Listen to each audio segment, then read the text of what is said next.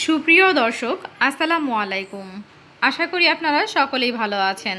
দূরে বা কাছে যে যেখান থেকে আমার ভিডিওটি দেখছেন সবাইকে স্বাগতম। আজ আমি রান্না করেছি গরুর মাংস দিয়ে কাঁচা পেঁপে। কাঁচা পেঁপে দিয়ে গরুর মাংস রান্না করলে কিন্তু খেতে অনেক বেশি টেস্টি হয়ে থাকে। অনেকে হয়তো গরুর মাংস দিয়ে কাঁচা পেঁপে রান্না করে খেয়েছেন, আবার অনেকে হয়তো জানে না যে গরুর মাংস দিয়ে পেঁপে রান্না করা যায়। এটি খেতে কিন্তু অনেক বেশি টেস্টি হয়ে থাকে। তো যারা জানে না, আজকের ভিডিওটি তাদের জন্য।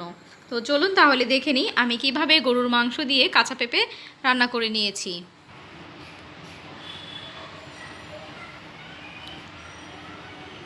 তো গরুর মাংস দিয়ে কাঁচা পেঁপে রান্না করার জন্য প্রথমে আমি একটি হাঁড়িতে তেল নিয়ে নিচ্ছি পরিমাণ মতো। তেলটা যখন হালকা গরম হয়ে আসবে তখন এর মধ্যে আমি দিয়ে দেব পেঁয়াজ কুচি। আমি এখানে বড় সাইজের 2টি পেঁয়াজ কুচি দিয়েছি। পেঁয়াজগুলোকে আমি ব্রাউন করে ভেজে নেব।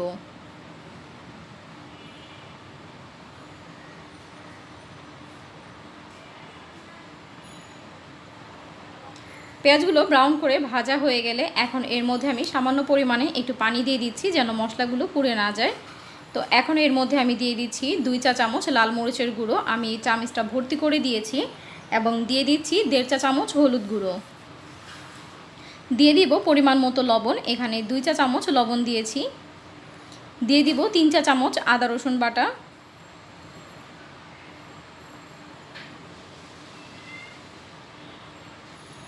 এবার মশলাগুলো একটু মিশিয়ে নিচ্ছি।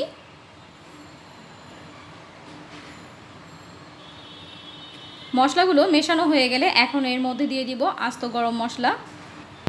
এখানে দিয়ে দিচ্ছি এলাচ, দারচিনি, লং, গোলমরিচ এবং 3টি তেজপাতা। আমি তেজপাতাগুলো এবং দারচিনি ধুয়ে দিয়েছি, যেহেতু এটা বাজার থেকে কিনে আনা, এর মধ্যে কিন্তু অনেক ময়লা থাকে। এবার সবগুলো মশলা একসাথে দিয়ে খুব ভালো করে কষিয়ে নিয়েছি। আমি কিন্তু অনেকটা সময় নিয়ে মশলাগুলোকে কষিয়ে নিয়েছিলাম। এবার মাংসগুলো দিয়ে দিচ্ছি। এর মধ্যে কিন্তু শুধু মাংস নেই, এর মধ্যে মাংস, হাড়, চর্বি, তিল্লি, কলিজা, ফ্যাপসা সব একসাথে মেশানো আছে। তো আমি সবগুলো একসাথে খুব ভালো করে মশলার সাথে মিশিয়ে নিচ্ছি এবং ঢাকনা দিয়ে ঢেকে দিচ্ছি। 10 মিনিট পর ঢাকনা খুলে আবারও নাড়াচাড়া করে নিব।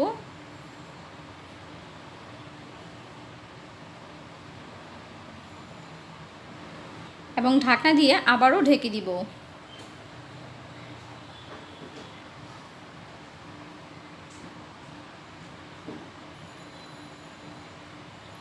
10 থেকে 15 মিনিট পর আমি আবারও ঢাকনা খুলে আবারও নাড়াচাড়া করে নিচ্ছি। মাংসগুলোকে খুব ভালো করে কষিয়ে নিতে হবে।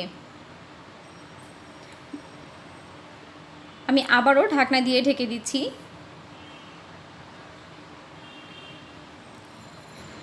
আমি আবারও ঢাকনা খুলে মাংসগুলোকে নাড়াচাড়া করে নিচ্ছি। আমি কিন্তু অনেকটা সময় নিয়ে মাংসগুলোকে কষিয়ে নিয়েছি। মাংসগুলোকে এমনভাবে কষাতে হবে যেন মাংসগুলো প্রায় সেদ্ধ হয়ে আসে। তো অনেকটা সময় কষানোর পর আমি এর মধ্যে দিয়ে দিচ্ছি কাঁচা পেঁপে। দেখতে পাচ্ছেন আমি কাঁচা পেঁপেগুলো কিভাবে কেটে নিয়েছি। এবার কাঁচা পেঁপেগুলো মাংসের সাথে খুব ভালো করে মিশিয়ে নিচ্ছি। খুব ভালো করে নেড়েচেড়ে মিশিয়ে নিচ্ছি।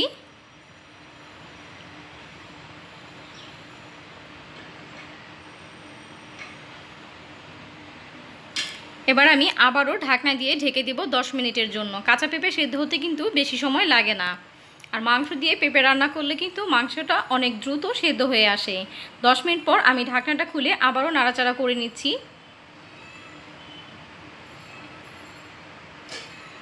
এ পর্যায়ে কিন্তু পেঁপেগুলো হাফ সেদ্ধ হয়ে গিয়েছে এবং মাংসগুলো অনেকটা সেদ্ধ হয়ে গিয়েছে।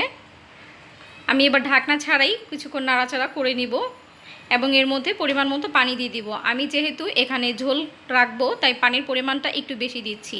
এখানে কিন্তু মাংস আর পেঁপে দুইটাই কিন্তু প্রায় সেদ্ধ হয়ে গিয়েছে।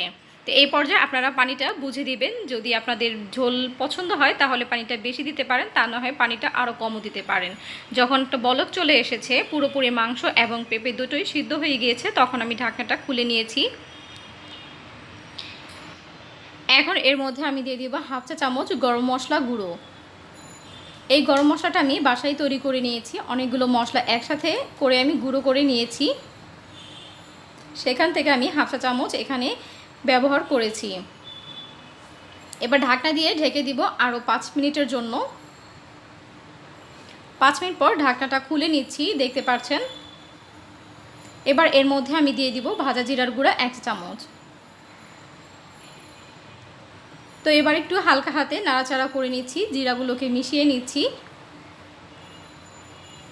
আমি আর বেশি ঝোল শুকাবো না, যেহেতু পেঁপে দিয়ে রান্না করলে ঝোল ঝোল খেতে একটু বেশি ভালো লাগে, তাই আমি এই পর্যায়ে চুলা থেকে নামিয়ে নেব। তো দেখতেই পারলেন কত সহজভাবে আমি পেঁপে দিয়ে গরুর মাংস রান্না করেছি। এটি খেতে কিন্তু অনেক বেশি টেস্টি হয়ে থাকে। আপনারা চাইলে এই ভিডিওটি ফলো করে এইভাবে পেঁপে দিয়ে গরুর মাংস রান্না করে খেতে পারেন। এটি খেতে অত্যন্ত মজাদার। আশা করছি আমার আজকের ভিডিওটি আপনাদের কাছে খুবই ভালো লেগেছে। ভিডিওটি ভালো লাগলে অবশ্যই একটি লাইক দিয়ে দিবেন এবং আপনাদের কোনো মতামত থাকলে অবশ্যই কমেন্ট বক্সে কমেন্ট করে জানাবেন। এবং আমার চ্যানেলে যদি নতুন হয়ে থাকেন অবশ্যই চ্যানেলটিকে সাবস্ক্রাইব করে বেল আইকনে ক্লিক করে রাখবেন, তাতে আমি ভিডিও আপলোড করার সাথে সাথে সবার আগে নোটিফিকেশন পেয়ে যাবেন। সবাই আমার জন্য দোয়া করবেন। আল্লাহ হাফেজ।